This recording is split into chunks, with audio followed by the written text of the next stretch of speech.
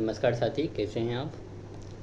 ये जो हम एपिसोड बना रहे हैं, इस एपिसोड को बनाने के पीछे उन बच्चों का हाथ है जो अभी यूपीएससी की तैयारी को सोच रहे हैं। मीन्स अभी यूपीएससी की तैयारी कर नहीं रहे हैं, लेकिन भविष्य में करने को सोच रहे हैं। तो उनका ये पूछना था कि यूपीएससी की तैयारी कैसे करें और उसके तरीके बताएं कि किस तरीके से अभी से यूपीएससी को दिल दिमाग में रखें और आगे जा कर के आपको सफलता मिले, उस तरीके से हमें बताएं।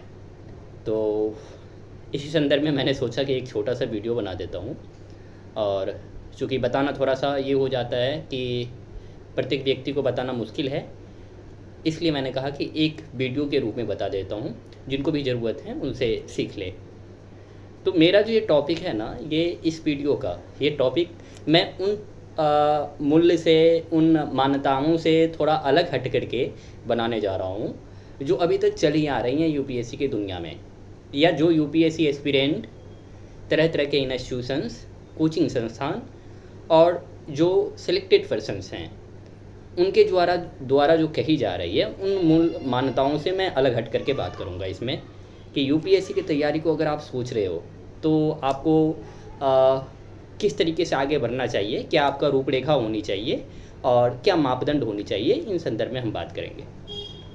तो पहली बात तो हमारा जो ये टॉपिक है वो थोड़ा टॉपिक में ही आपको क्वेश्चंस लगा हुआ दिखाई देगा कि ये क्या टॉपिक हुई। तो मैंने बहुत विचार करने के बाद इस टॉपिक को बनाया है, यूँ ही नहीं बनाया, बहुत सारे एक्सपीरियंसेज को देखते हुए, जहाँ मैं रह रहा हूँ, मैं अपने समकक्षों को देखते हुए और साथ में जो सफल और असफल व्यक्ति हैं, एस्पिरेंट हैं, उनको देखने के बाद मैं इस वीडियोज़ को बना रहा हूँ। और मैंने टॉपिक डाला, और ये जो टॉपिक है मेरा कि यूपीएससी प्लान ए नहीं प्लान बी के तौर पे रखें। थोड़ा सा सुनने में अजीब लगेगा कि यूपीएससी जैसी बड़ी कंपटीशन, जो शायद भारत ही नहीं दुनिया की सबसे बड़ी कंपटीशन है, उसको आप प्लान बी के तौर पे कैसे कह सकते हो। तो इसके पीछे कई सारे कारण हैं।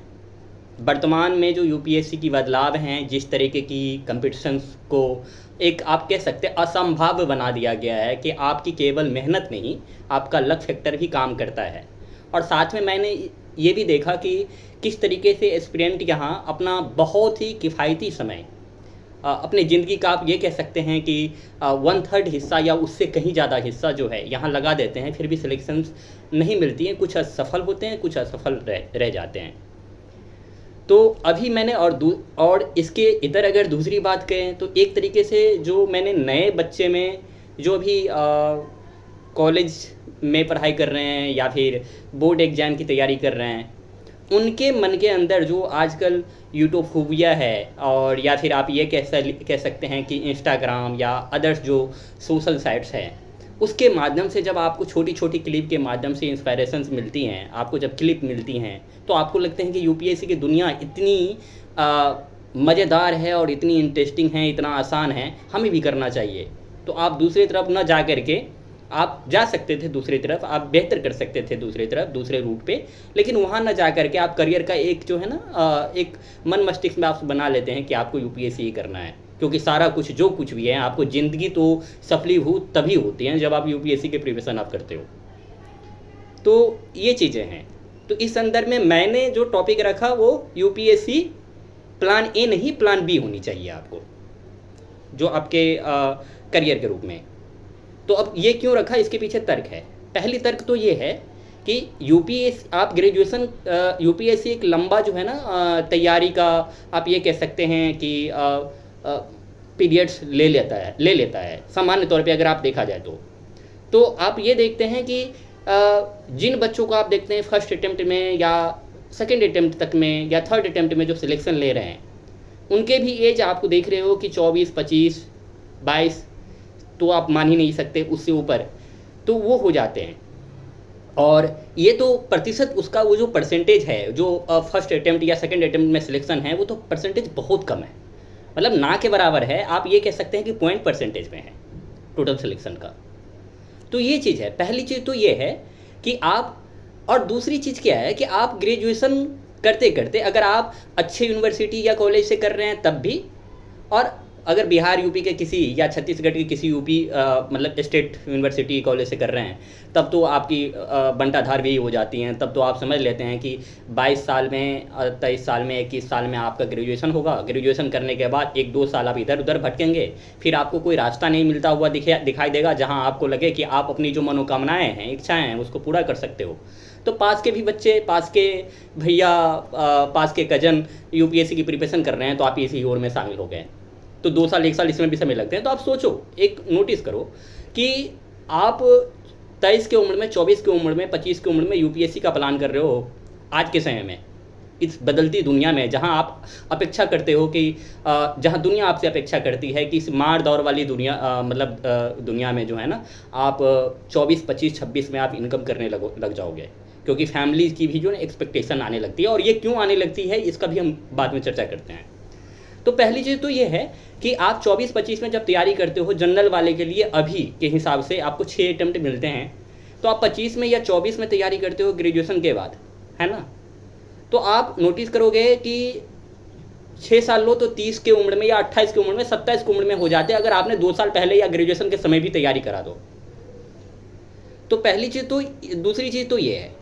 तीसरी चीज़ ये है कि जो यूपीएससी की तैयारी करने वाले हैं, उस तैयारी करने वाले एस्पिरेंट में कुल मिलाकर के देखें तो 90+ % आप कह सकते हो बच्चे जो सम्मान और मध्यम या लोअर मिडिल क्लास या मिडिल क्लास, या फिर आप कह सकते हैं lower to lower middle class से बिलोंग करते हैं, जिनसे फैमिली की एक्सपेक्टेशन ये होती हैं कि जब वो 24-25 की उम्र में आ जाएंगे तो तमाम तरह की उनके ऊपर जो है ना जवाबदेहिता बन जाती है। लाइक दैट, जिस तरीके से सोशल स्टेटस को भी मेंटेन करना पड़ता है, उसके बाद इकोनॉमिकल कंडीशंस आपकी डालमडोल हो जाती है, मैरिटल स्टेटस भी उस समय सोचने मतलब परिवार में चलने लगती हैं। साथ में अपने करियर पॉइंट ऑफ व्यू से भी देखेंगे कि आप जब यूपीएससी की तैयारी में, जब अब तो ये होगा नहीं कि यूपीएससी की तैयारी आए 2 अटेम्प्ट देकर के आप वापस लौट जाओगे, सारे अटेम्प्ट तो डालने ही हैं, इस आस में कि कहीं ना कहीं 6 अटेम्प्ट होते हुए भी आपका सिलेक्शन हो जाए।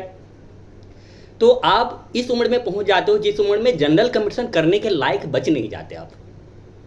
और आपने करा क्या है, जनरल ग्रेजुएशन करा है, आपने किसी तरह की टेक्निकल डिग्री नहीं ली है, किसी तरह के आपके पास उस तरह वो डिग्री नहीं है जिस डिग्री के माध्यम से अगर आपका यूपीएससी नहीं भी हो 30 साल की उम्र तक, तो आप वापस उस डिग्री के आधार पर ये कह करके लौट सकते हो कि नहीं, हमारे पास 20,000 की सैलरी वाली डिग्री मतलब जॉब रखी हुई है इस डिग्री के आधार पर। और वो बीएड करने से तो नहीं मिलेगा, वो ग्रेजुएशन ये क्या कहते हैं हिस्ट्री ऑनर्स या पॉलिटी ऑनर्स या फिर किसी अदर सब्जेक्ट हिंदी ऑनर्स करने से तो नहीं मिलेगा।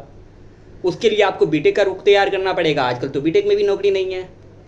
बची मेडिकल, तो मेडिकल भी समकक्ष डिग्री होता है, तो उसकी परसेंटेज कितनी है यूपीएससी वाले करने वाले। मैंने पहले बताया कि 90+ % जो बच्चे हैं वो समान लोअर मिडिल क्लास गरीब वर्ग से आते हैं, जिनसे फैमिली एक्सपेक्टेशन करती है कि जब वो 24, 25, 26 साल का हो जाए तो आप फैमिली को अब संभालो, आपके ऊपर बहुत बड़ी जिम्मेदारी आ जाती है। ऐसी स्थिति में तैयारी करना और फिर आपका सिलेक्शन नहीं होता है, क्योंकि सबका तो होना नहीं है, पॉइंट परसेंटेज में सिलेक्शन है।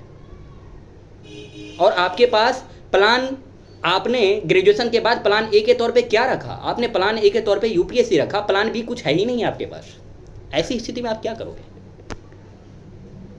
तो ये जो है बहुत ही कटु सत्य है, इसको सुनना चाहिए और इस पर अमल करनी चाहिए। जो नए बच्चे हैं उसको तो ज़रूर सुनना चाहिए कि पहली बात तो यूपीएससी ही क्यों, क्योंकि यूपीएससी का जो ऑरा आज से 10 साल या 15 साल या 20 साल या 50 साल पहले हुआ करता था वो तो आज नहीं है। आज आप एक 10,000 रुपये के गड्डी लेते हुए पकड़ा जाते हैं, है ना, कोई आपके पीछे हर पर्सन आपके लिए कैमरा बन करके कैमरा लेकर के खड़ा है, एक पत्रकारिता पहले से पीछे से लगा हुआ है आपके पीछे। तो ऐसी स्थिति में आप ये भी तो नहीं है कि ब्लैक पैसे लेकर के आप बहुत कुछ कर लोगे। और अगर यही करना हो तो फिर यूपीएससी क्यों, फिर तो बिजनेस करो।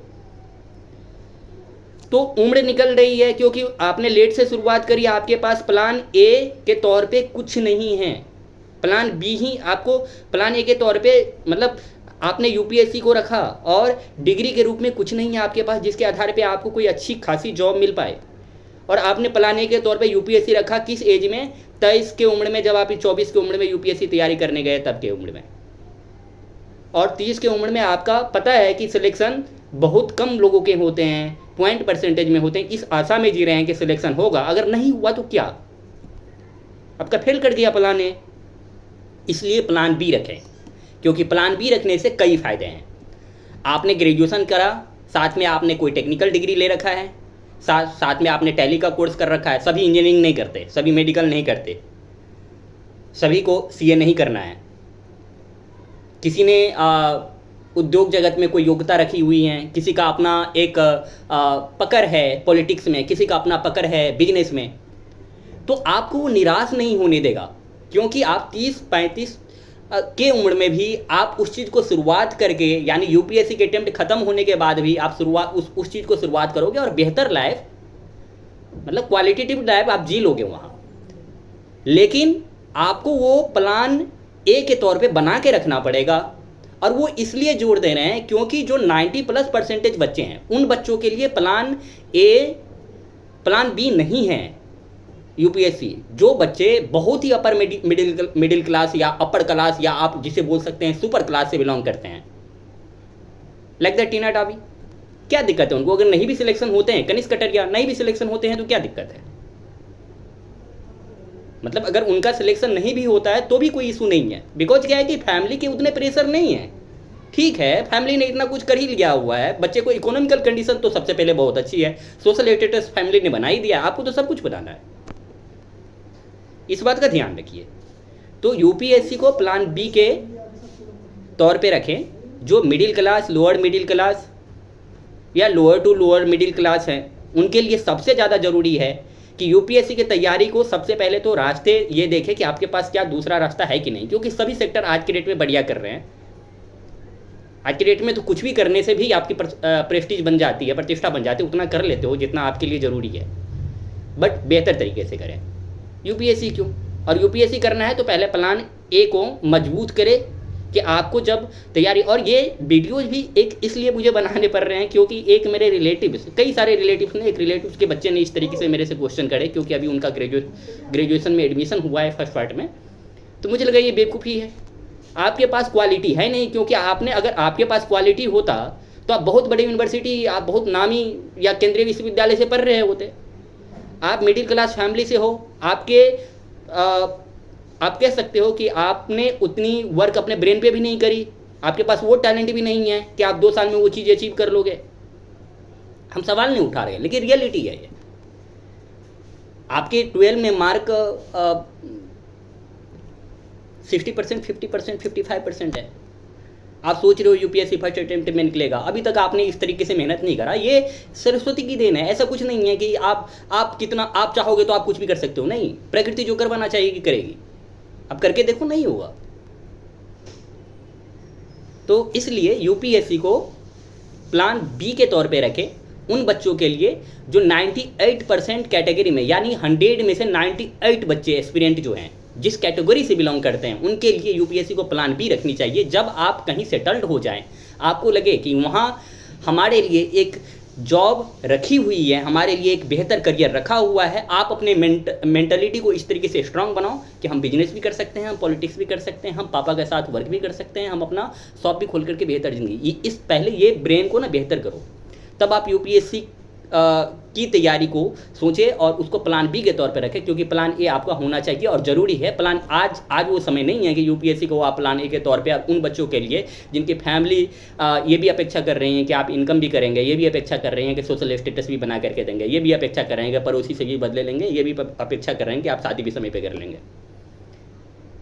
तो इसलिए इस बात को ध्यान रखिए कि यूपीएससी को प्लान बी के तौर पे रखें। उन बच्चों के लिए ज़रूरी हैं, जो बच्चे, बार बार कह रहा हूँ, उन बच्चों के लिए यूपीएससी प्लान बी के तौर पे ज़रूरी हैं जो 98% हैं हमारे भारत में जो यूपीएससी के प्रिपरेशन कर रहे हैं।